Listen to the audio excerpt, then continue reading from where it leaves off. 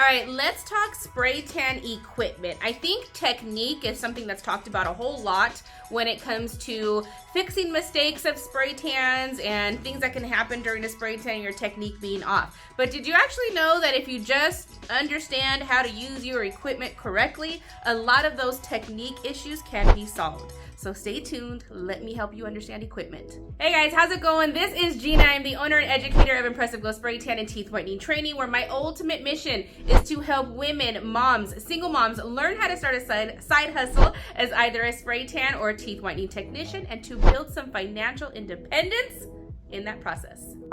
Sometimes I run out of breath when I say that. I have to slow down.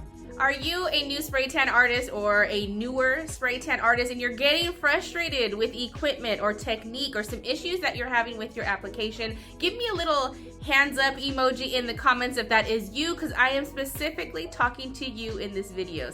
I had already said that. All right, let's start with the number one biggest issue. I'm not even gonna save this one to the end to make you stay and watch the whole video. Let's start with the number one issue that I see mistakes made when it comes to equipment. The biggest frustration that I see, especially on spray tan forums, is I have so much overspray in my room. I'm using so much solution. There's so much beading and dripping on my client's skin. Turn your guns down. Literally, so many things can be fixed if you just turn your freaking guns down.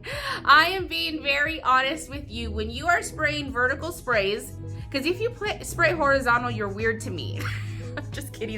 That's not how I learned. That's not how I train. When you are spraying vertical lines, practice on a piece of paper, you should only be getting about 2 to 2.5 inches of vertical spray with that spray tan gun. If you are getting any more than that, all of this problems I talked about earlier, or problems you may be having with too much overspray, too much saturation on your client, all of those things is because your gun is set too high. I would much rather do more sprays than to have too much spray come out of my gun and you can't fix it once it comes out of that spray tan gun. So turn the guns down.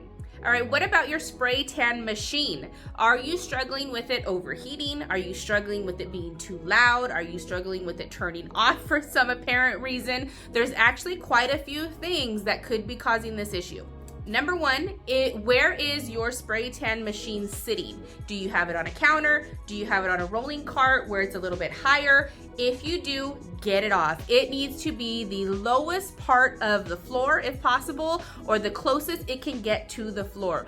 Think about this. When you have that compressor sitting up higher and that small compressor has to force air down into that hose and then push it right back up into that gun, you're making it overwork itself. They're small compressors.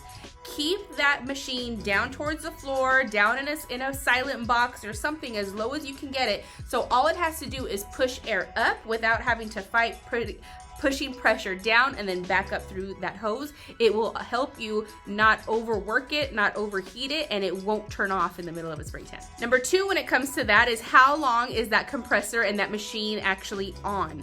If you have your machine on consistently longer than 20 minutes, I'm pretty sure you've experienced that gun and that machine turning off. They are small compressors. They are only meant to be turned on for a shorter amount of time. If your spray tans are taking you longer than 20 minutes, you need to turn that spray tan off or machine off for a second, let it cool down a little bit, and then you can go back into that spray tan. But honestly, if your spray tans are taking you longer than 20 minutes from beginning to end, ImpressiveGlow.com, let me teach you how to get a spray tan done in out 8 minutes. My fastest time is 6. Last thing, when it comes to your machine, are you cleaning the filter? Now, a lot of machines are different. Some machines have different filters. They're in different places, but make sure that you know if your spray tan compressor has a filter and how often does it need to be cleaned. Because if those things have not been cleaned, you're running the risk of that filter getting clogged and it having to overwork itself to push air through that machine for you. And so of course you're gonna overheat it and it's gonna turn off. So make sure you understand if and when your filters need to be changed in your spray tan compressors. All right, what about leaking? Do you have any solution leaking from your gun? It causes so much embarrassment.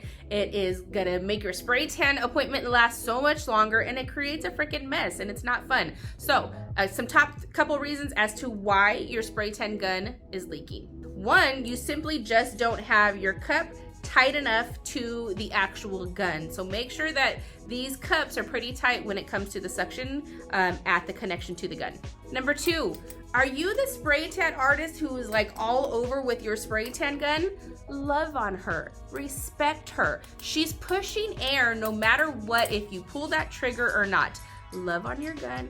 There's no need to have her all the way upside down all over, because the more you have that solution moving around in this cup, the more opportunity it has to come up through that straw and leak all over your gun. Give it love. Have some patience with her. Stop spraying upside down.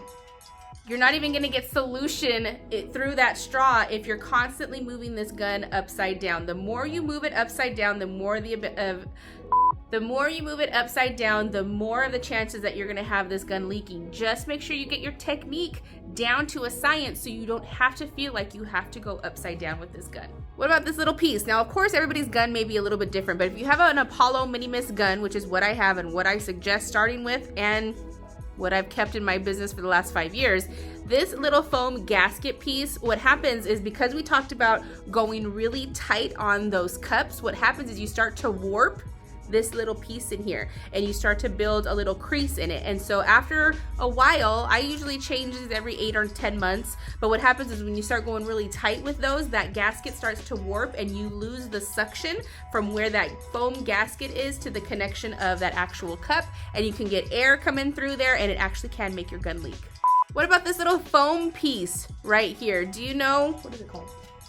All right, another case of your gun, what about it just not spraying, or it having like giving you a freckle effect or a beading effect when you actually spray tan your gun? Here's some issues that could be causing that. One of the most common reasons why I see that happen is that little straw that you have in your cup just isn't connected.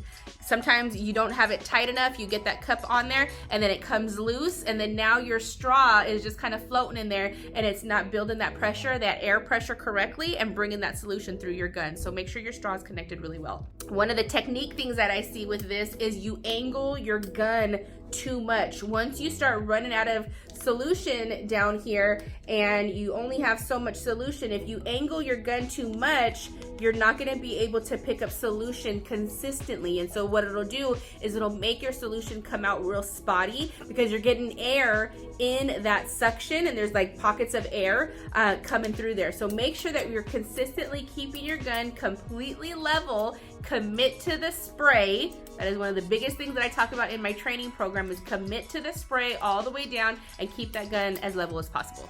One of the last things, you may have your gun turned down too much. I did say turn your guns down, but if you're getting some spitting, you're not getting consistent air through there also, and you may need to open it up a little bit. Remember, you only want 2 to 2.5 inches coming out of this gun at any given time with solution.